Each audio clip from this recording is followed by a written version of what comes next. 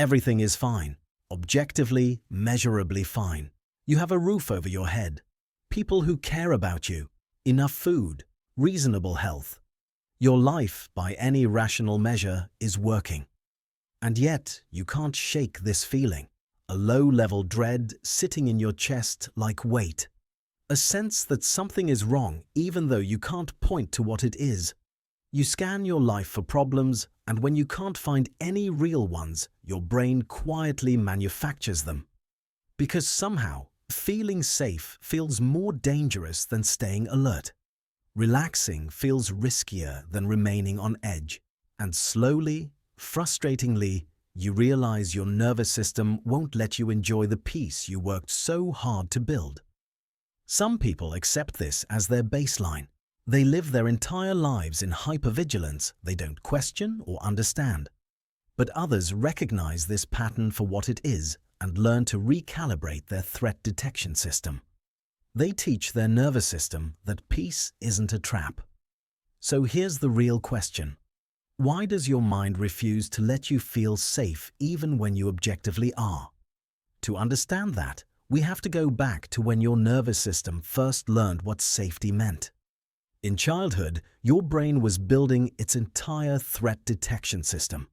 It was learning what was dangerous, what was predictable, and when it was okay to relax. And if your early environment was chaotic, unpredictable, or emotionally unsafe, your nervous system adapted accordingly. It learned that people are unreliable, that calm is temporary, that letting your guard down invites harm. This is hypervigilance, and it's a trauma response. You don't need extreme trauma for this to develop. An unpredictable parent is enough. Conditional love is enough. Financial instability is enough. Being bullied without protection is enough. Any environment where safety wasn't consistent taught your nervous system one rule: stay ready. The problem is that your nervous system isn't logical.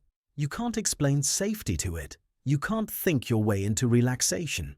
Your amygdala is still running software written when you were small and powerless. It doesn't care that you're an adult now. It responds as if the threat never ended. This connects to neuroception, a concept developed by Stephen Porges. Your nervous system is constantly scanning for danger or safety without your awareness. Before you think, your body decides. And if it was trained in unsafe conditions, it develops a bias toward threat. Hypervigilance once protected you. Now it exhausts you. Your nervous system is calibrated for chaos, operating in a world that's relatively stable. That mismatch creates constant tension.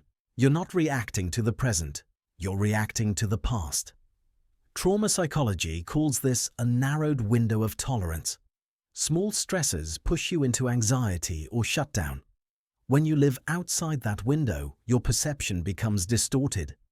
Everything feels unsafe because your body is already activated. This is why peace can feel threatening. When things are calm, your nervous system senses danger. Calm doesn't match its internal map, so it waits for impact. And sometimes, to end the waiting, it creates chaos. Arguments, withdrawal, self-sabotage. Familiar pain feels safer than unfamiliar peace. Some people also develop an attachment to dysregulation itself.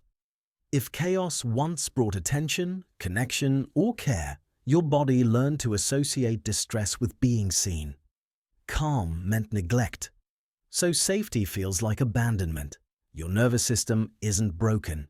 It's loyal to what once worked. Modern life makes this worse. Constant crisis cycles, outrage-driven media, endless stimulation. Nervous systems never get to settle. For someone already hypervigilant, it's overload. But recalibration is possible, not through logic, through experience. Safety is a bodily state, not a belief. You have to practice it, slowly, repeatedly, until your nervous system recognizes it as real. This is where polyvagal theory matters. When you feel safe, your ventral vagal system activates. Connection, rest, presence. Hypervigilant people rarely access this state. They oscillate between fight or flight and shutdown. You cannot think your way into ventral vagal. You have to signal safety through your body. Slow breathing, gentle movement, predictable routines, safe connection, time in nature. These aren't wellness trends, they're biological cues. And here's the paradox at first. Safety feels wrong. Relaxation-induced anxiety is common. When you drop vigilance, your body panics. The absence of tension feels dangerous. That's why people often need support to learn safety. Regulation is often learned through co-regulation. Borrowing calm until your body learns it can exist. Agency matters too. When you regain small, consistent control over your environment, your nervous system updates. I have influence. I'm not trapped. Control doesn't eliminate stress. It restores safety. Your body isn't your enemy. It's been protecting you for years. Thank it. Then gently teach it something new. Safety comes through gradual exposure. Minutes of calm, moments without scanning. Small proofs that nothing collapses when you rest. You also have to train your attention towards safety cues. The chair beneath you, your breath, neutral moments that go unnoticed. Safety is quiet. Threat is loud. Your brain is trained to listen to noise. In a world that profits from your dysregulation, learning to feel safe is radical. It's choosing to reprogram what no longer serves you. If you're waiting for disaster even when life is good, if peace feels uncomfortable, if your body won't relax even when your mind knows you're okay, you are not broken. Your nervous system learned vigilance when it was necessary. Now comes the slow, compassionate work of teaching it a new truth. The danger passed, you survived, and you are allowed to rest. Safety isn't something you think your way into. It's something you practice your way into. One breath, one moment, one experience of, I'm okay right now. Until eventually your body believes you.